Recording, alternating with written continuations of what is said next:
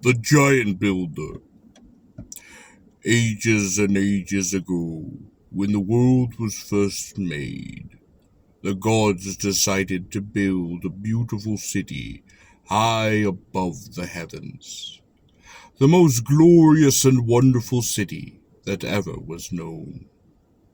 Asgard was to be its name, and it was to stand on Ida Plain, under the shade of Yggdrasil, the great tree whose roots were underneath the earth. First of all, they built a house with a silver roof, where there were seats for all the 12 chiefs. In the midst and high above the rest was the wonder throne of Odin the All-Father, whence he could see everything that happened in the sky or the earth or in the sea. Next they made a fair house for Queen Frigg and her lovely daughters.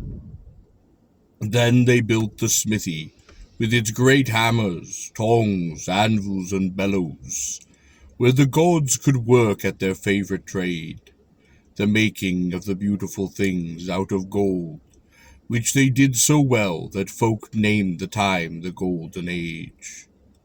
Afterwards, as they had more leisure, they built the separate houses for all the Aesir, each more beautiful than the preceding, for of course they were continually growing more skillful.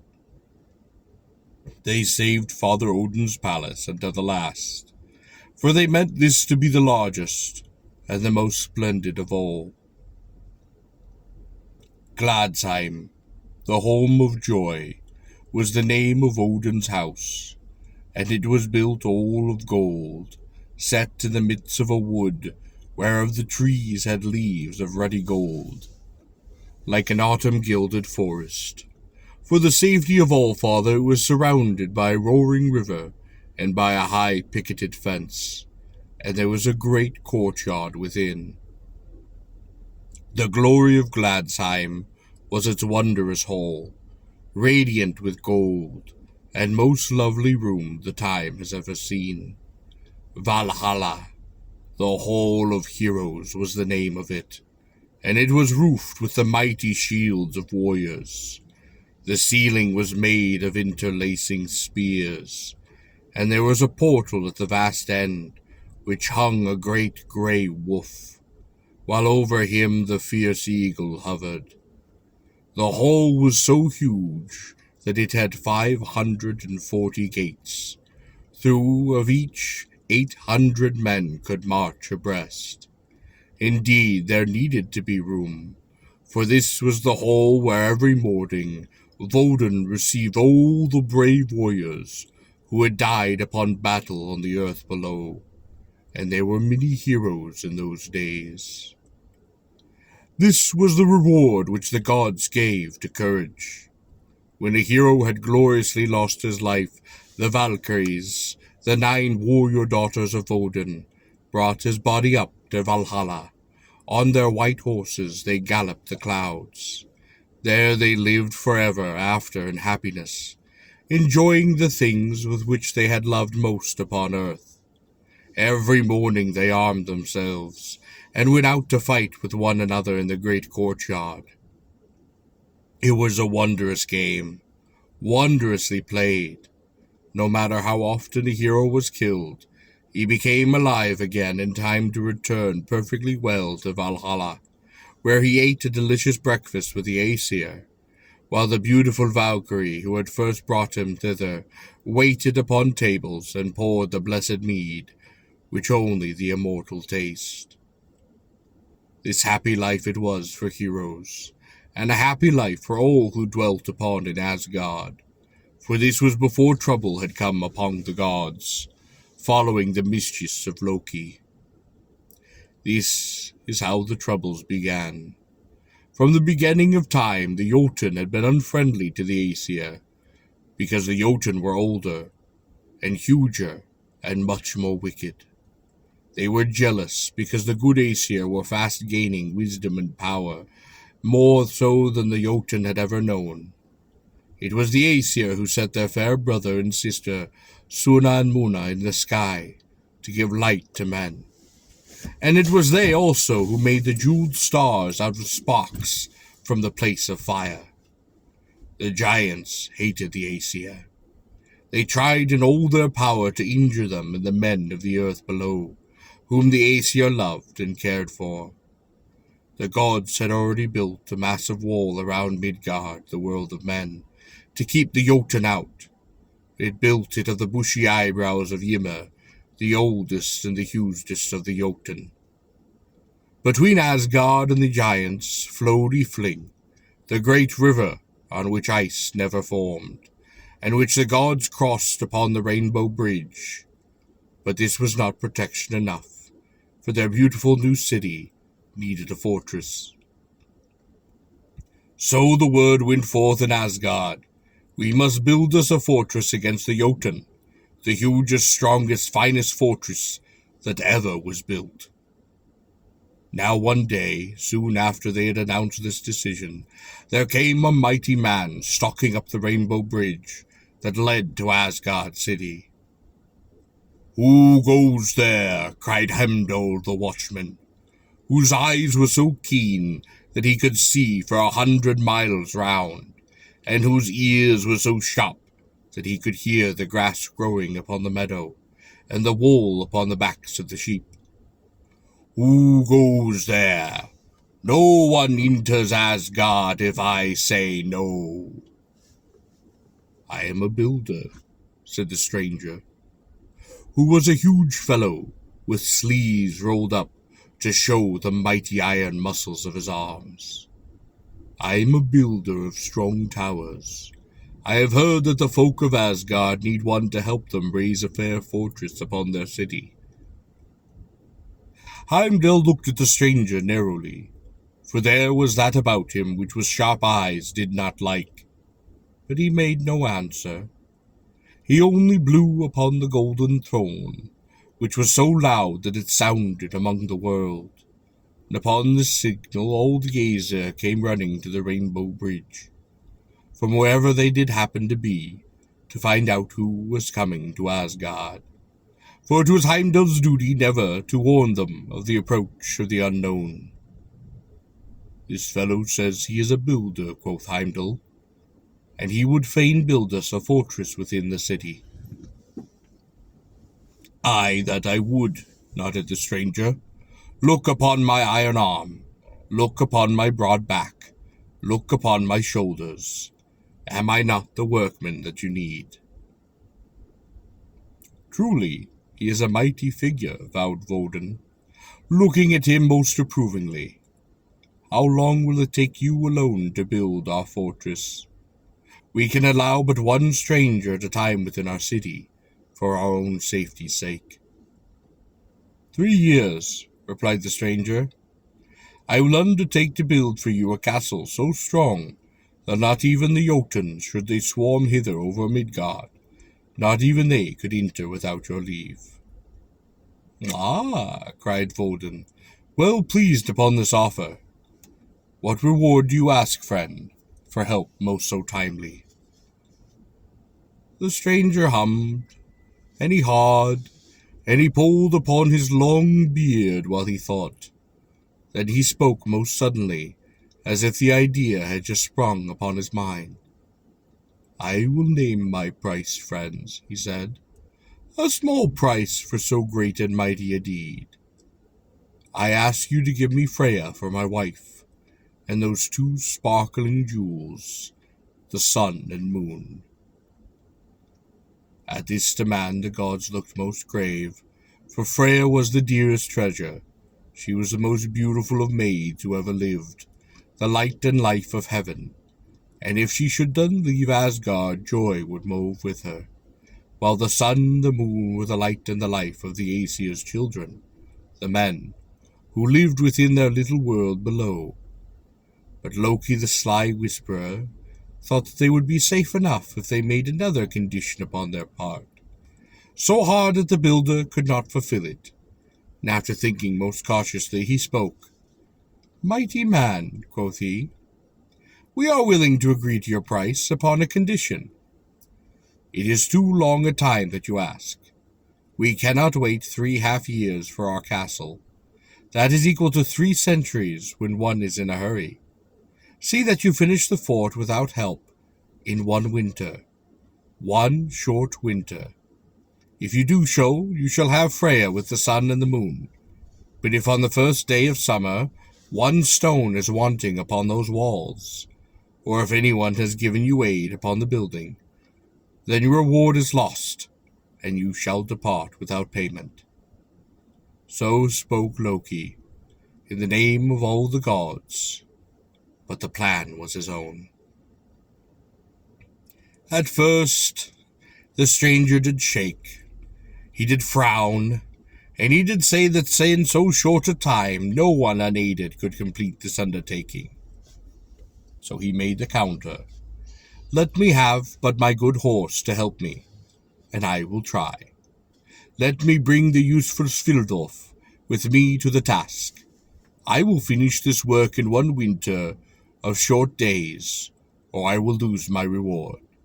Surely you will not deny me this one little help from my 4-footed friend. Again the Aesir consulted. The wiser of them were doubtful whether it was best to accept this stranger's offer that was so strangely made. But again Loki urged them to accept. Surely there is no harm, he spoke. Even with his old horse to help him, he cannot build the castle upon the promised time. We shall gain a fortress, and without the trouble, and we will not have a price to pay. Loki was so eager that although the other Aesir had not fully liked this crafty way of making bargains, they finally consented. Upon the presence of the heroes, with Valkyrie's and Mimir's head for witness, the stranger and the Aesir gave the most solemn of promises that the bargain would be kept. On the first day of winter, the strange builder began his work. Wondrous was the way he set about it. His strength seemed as if the strength of 100 men. As for his horse Svildolf, he did make work by half than ever the mighty builder. In the night he dragged those enormous rocks that were to be used in building of the castle, rocks as big as the mountains of the earth, while in the daytime the stranger piled them into the place with his iron arms. The Aesir watched him with amazement. Never was seen such strength in Asgard. Neither Tyr the stout nor Thor the strong could match the power of the stranger. The gods began to look at one another uneasily, for who was this mighty one who had come among them, and what if after all he should win his reward? Freya began to tremble within her palace, and the sun and moon did grow dim with fear. Still the work went on, and the fort was piling higher and higher. By day and by night he worked. There were but 3 days left before the end of winter, and already the building was so tall and so strong that it was safe from the attacks of the Jotun. The Aesir were delighted with their fine new castle, but their pride was dimmed by the fear that it must be paid for all too costly a price, for only the gateway remained to be completed, and unless the stranger should fail to finish in the next 3 days, they must give him Freya with the sun and the moon. The Aesir held a meeting upon the Ida plain, a meeting full of fear and full of anger. At last they realized what they had done. They had made a bargain with one of the Jotun, their enemies, and if he won their prize, it would mean sorrow and darkness in heaven and earth. How did we happen to agree to so mad a bargain? Who suggested the wicked plan which bids fair to cost us all that we must cherish? Then they remembered that it was Loki who had made the plan. It was he who had insisted that it be carried out, and that they blamed him for all of this trouble. It is your counsel, Loki, that have brought this danger upon us, quoth Father Woden. You chose the way of guile. This is not our way. It now remains for you to help us out by your guile, if you can. If you cannot save for us Freya and the sun and moon, you must pay the blood price. This is my word. The Aesir agreed that this was just.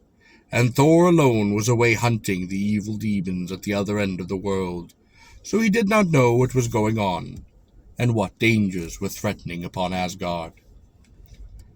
Loki looked much frightened upon the word of All-Father. "It was my fault," he cried, "but how was I to know that he was Jotun? He had disguised himself so that he seemed but a strong man, and as for his horse, it looks much like that of other folk. If it were not for the horse, he would not finish this work." "Ah, I have a thought. The builder shall not finish the gate. The giant shall not receive his payment. I shall cheat the fellow." Now it was that last night of winter, when there remained but few stones to put in place on top of that wondrous gateway, the giant, so sure of his prize, chuckled to himself as he went out with his horse to drag the remaining stones. He did not know that the Aesir had guessed at last who he was, and that Loki was plotting to outwit him. Hardly had he gone to work when out of the wood came running a pretty little mare, who neighed to Svildolfi, as if inviting the tired horse to leave his work and come to the greener fields for holiday. Svildolfi, you must remember, had been working most hard all winter, with never a sight of the four-footed creatures of his kind. He was very lonesome, and he was very tired, and giving forth a snort of disobedience, off he ran after this new friend towards the many grassy meadows. Off went the Jotun after him, howling with rage and running for his dear life. He saw not only his horse, but all of his chances of success slipping out of his very reach. It was a mad chase, and all of Asgard thundered with their noise of galloping hooves, and the giants most mighty of tread. The mare who raced ahead was Loki in disguise, and he led Svildolfi far out of reach, to a hidden meadow that he knew, so that the giant most howled and panted up and down all the night long, without catching even a sight of his horse. Now when the morning came, the gateway was unfinished, and night and winter had ended upon that same hour. The giant's time was over, and he had forfeited his reward. The Aesir came flocking to the gateway, and how they laughed and triumphed when they found the 3 stones wanting to complete the gate. "You have failed, fellow," judged Father Woden sternly. "No price shall we pay for the work that is still undone. You have failed. Leave Asgard. We have seen all we want of you and your race." The giant then knew that he was discovered, and he was mad with most rage. "I was tricked," he bellowed, assuming his own true form, which was as huge as the mountains, and towering high beside the fortress that he had built. "It was a wicked trick. You shall pay for this one way or another. I cannot tear down the castle which ungrateful ones I have built, stronger than the strength of any Jotun, but I will demolish the rest of your shining city." And indeed, he would have done so in his mighty rage. But upon that moment, Thor, whom Heimdall had called from the ends of the earth by one blast of golden throne, came rushing to the rescue. Drawn upon his chariot of goats, Thor jumped to the ground close beside the giant, and before that huge fellow knew what had happened, his head was rolling upon the ground at Father Woden's feet. For with one most mighty blow, Thor had put an end to the giant's wickedness, and had saved the mighty Asgard. "This is the reward you deserve," Thor cried. "Not Frey, nor sun, nor moon, but the death that I have in store for all the enemies of the Aesir." In this most extraordinary way, the noble city of Asgard was made safe, and completed by the addition of a fortress which no one, not even the Jotun who built it, could injure. It was so wonder-strong. But always at the top of the gate were lacking those 3 great stones that no one was mighty enough to lift. This was a reminder to the Aesir that now they had the race of giants for their everlasting enemies, and those Loki's trick had saved them Freya, and for the world of Midgard, sun and moon, it was the beginning of many troubles in Asgard, which lasted as long as Loki did live to make them mischief with his guile.